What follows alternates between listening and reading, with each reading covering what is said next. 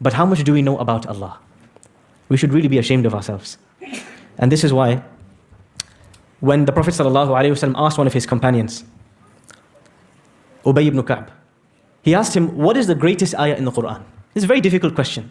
The Quran has so many verses, and they're all great verses. How can you choose one? In fact, if I take you to a shop and I ask you to choose a t-shirt, you will take 30 minutes.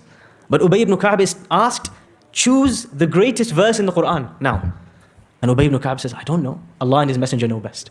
So the Prophet ﷺ says, no, tell me, what is the greatest verse in the Quran? And then Ubay ibn Ka'b says, is it Allahu la ilaha illa huwa al-hayyul qayyum? The Prophet ﷺ hit him on the chest out of happiness. And he said, لِيَهْلِكَ الْعِلْمِ يَا أَبَا الْمُنذِرِ. You have destroyed all of knowledge. You killed it, as we say today. You smashed it. You've done a brilliant job. How did he know that this is the greatest verse in the Quran? Because this verse describes Allah. And it describes Allah in the most complete way. That is why the Prophet ﷺ would recite it after every prayer and before he slept, and in the morning and in the evening.